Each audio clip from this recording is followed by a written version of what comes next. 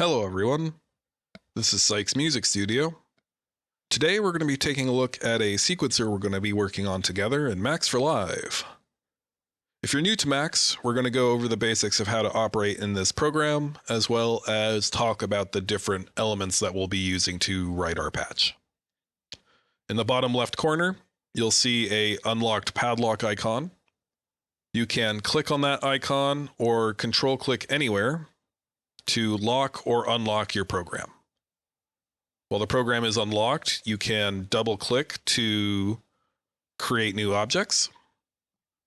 You can move those objects around. And for messages, comments, and objects, you can double click to edit what they say or do. While the program is unlocked, you cannot click on our interactable objects and have them function, but what you can do is control click, and it will treat the program as if it were locked, and you'll be able to interact. While the program is locked, you won't be able to move objects around by clicking or dragging. You won't be able to create new objects, but you will be able to interact without control clicking. You'll just be able to click like normal. Some of the objects that we're going to be using, we have our button here.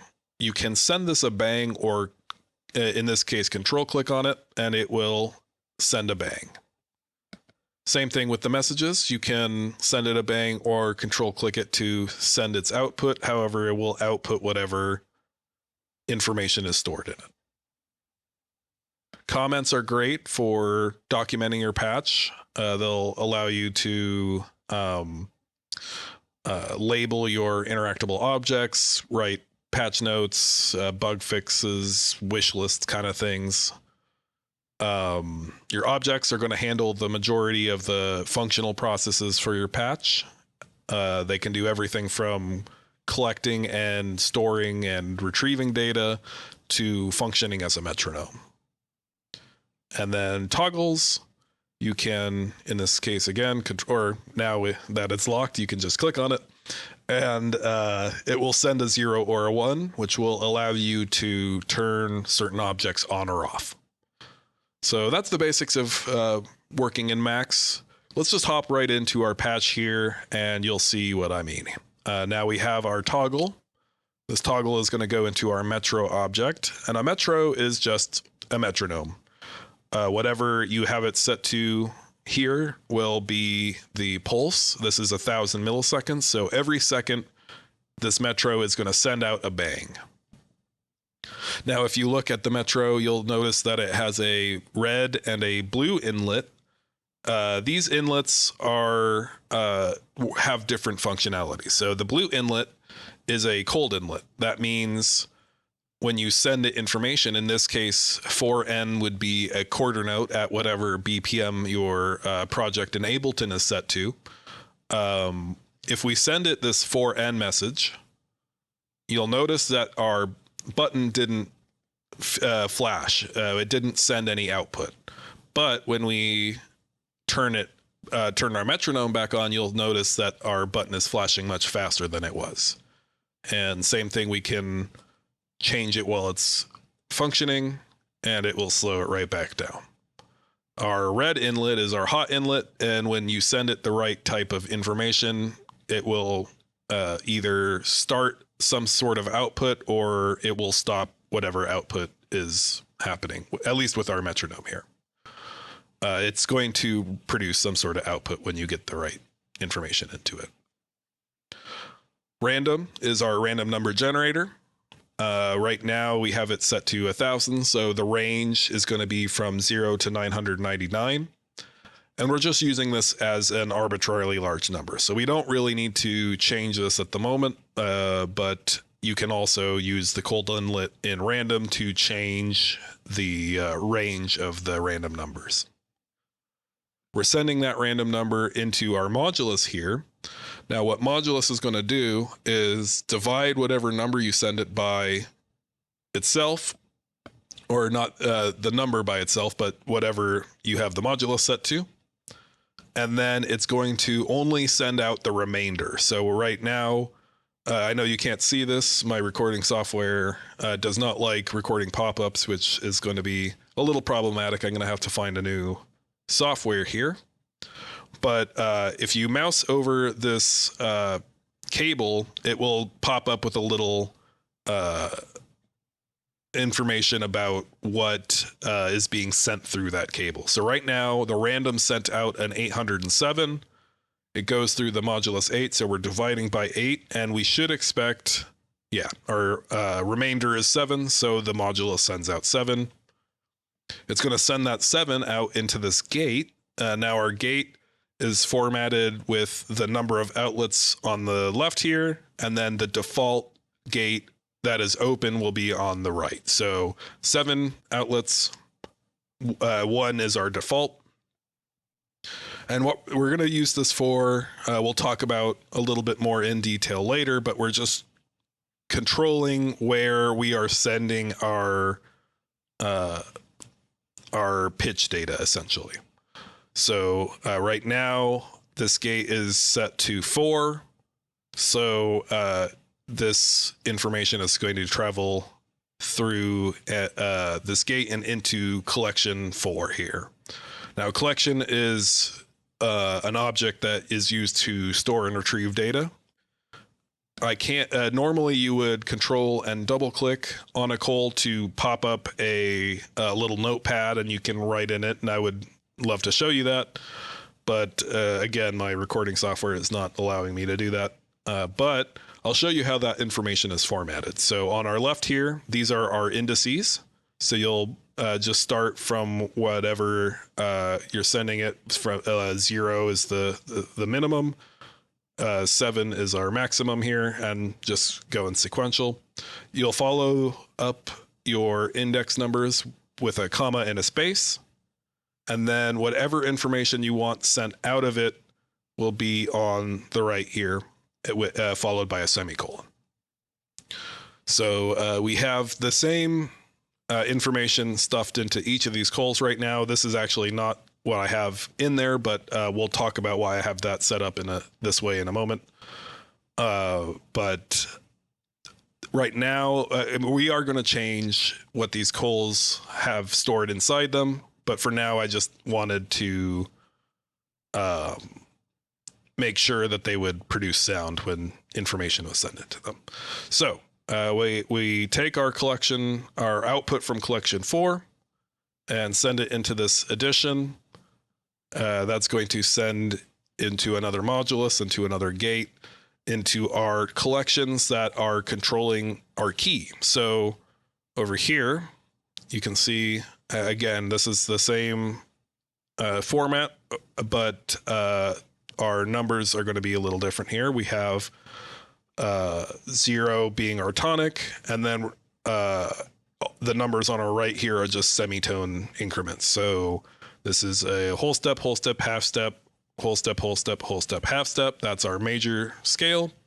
And to make a minor scale, you're just going to change this 4 to a 3, this 9 to an 8, and this 11 to a 10. Another thing I should mention about calls is, especially for the calls that we're using here, is you're going to want to either right click and open the inspector, or go over to this panel over on your right and click this eye information looking button that will bring up your inspector. And the inspector is going to allow you to alter how these calls function, or any object really will function. Again, I don't think it's not going to show you that, but what you'll want to do for these calls in particular is scroll to the bottom of your inspector and click on save data with Patcher. That will make sure that whatever you put into here will be saved and recalled when you relaunch the program. I actually forgot to do that for the calls that are up here, and I had to re-input all that information. So always save your data with the Patcher. Now you'll notice these calls are sending 2 different types of output. We're going to focus on the output on the left here, because this is going to show us how our sound is going to be made. So we're sending this into a plus 36. That's going to take our relatively small numbers from our cols and put them into a listenable range. And then we're sending that into a make note. Now our make note is going to format all the different information we need for a MIDI message. On the left, our hot inlet is going to be pitch. The middle inlet is velocity, or the volume of the sound. And on the right, we have duration. Currently, I just have these maxed out at 127. I believe their range is 0 to 127. But we're going to want to create a way for the algorithm to modulate those parameters. Another thing we'll take a look at here is this is a receive.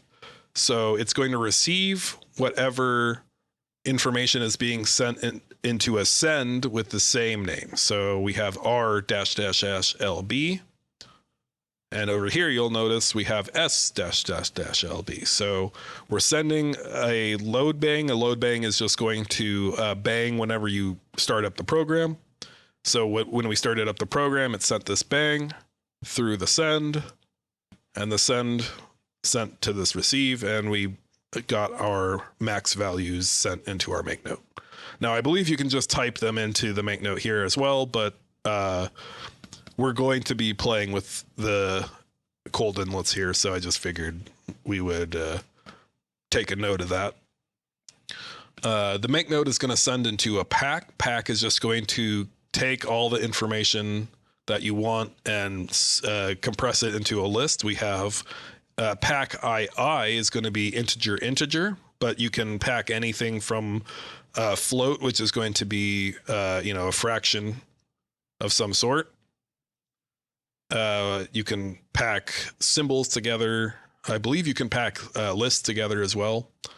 But for now, we just really need our integers being packed. That's going to send into a MIDI format and then into a MIDI out. And when we connect the MIDI out and turn on our patch, we'll be able to hear some sound.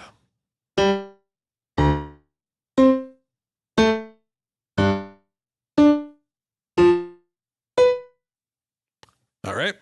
Now, this is sounding fairly random at the moment, but we'll explain how we're going to make this a little bit more musical. We're going to go back to our cols and their second output here. This is going to basically just spit out the index number that was just called. So right now we had 20, and that outlet is also sending a 20.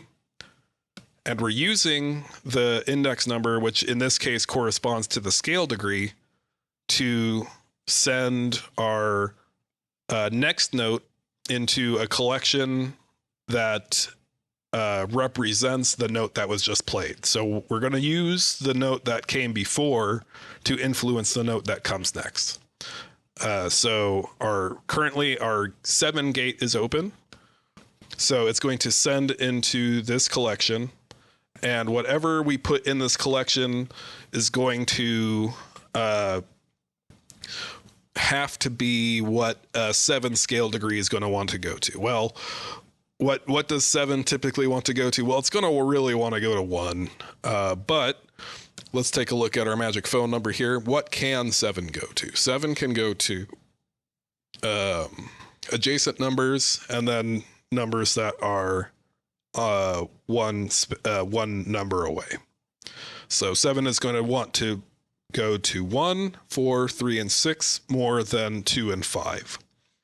And so what you'll do is you'll weight the cols. So for example, for our 7 col, instead of 2s here, you would have 1, 1, 4, 4, 3, 3, 6, 6.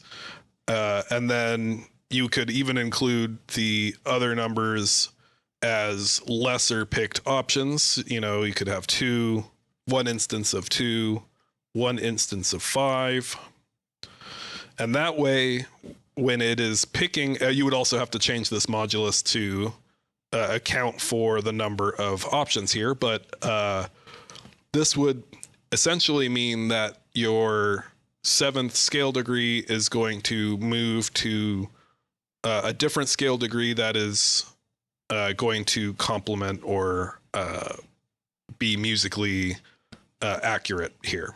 Now, for 7, I would recommend a lot of ones, but you get the point. Is you're going to weight it to taste, and just kind of have to play with it to get it to sound the way you want. Now, we also are sending that index data, our scale degree, into this trigger. Now, triggers are going to be your best friend in Max. They're going to allow you to control the order of operations that these processes are happening. So we don't really care the order of these two as much as we do that these two have to happen before this happens. So you can see that our first 2 operations are going to adjust our cold inlet here, and then our left outlet from our trigger is going to then fire off this hot inlet. So now, actually, I just noticed we're also going to want to send a 0 to reset this every time, so that if these things are not true, it will reset to a default. But anyway, yeah, and that does have to come before the other thing. So again, you're going to want to pay real close attention to what order things are going to happen in. Now we're sending it a 0. We're going to send it, if it is greater than 6, it's going to send out a 1, and we're going to check, hey, did that send out a 1? If it did, this route is going to send a bang into this message and change our addition here to a +7. And same thing with this, is it greater than 13? If it is, we're going to send 14, and that will overwrite our 7. And then finally, we're going to take our scale degree, our index number here, and send it through to sit in our addition here, and that's going to allow us to control the octave. So like I said, here we're just looking at scale degree, but we don't know what octave the previous pitch was. So this is going to say, this is our scale degree, this is the octave that the scale degree was at, and that will allow us to choose a note that is most appropriate for the note that came before it. So I think that's pretty much where we're at so far. Next episode, we'll be working on improving the musicality. We'll focus on things like rhythms and our velocity dynamics. We'll create a melody storage system so that if you like a melody, you can capture it and repeat it and loop it. But anyway, that's what we have for this episode. I really appreciate you watching. If you have any comments or questions for me, feel free to leave them in the comments below. And I hope you have a great day. Thanks for watching. Bye.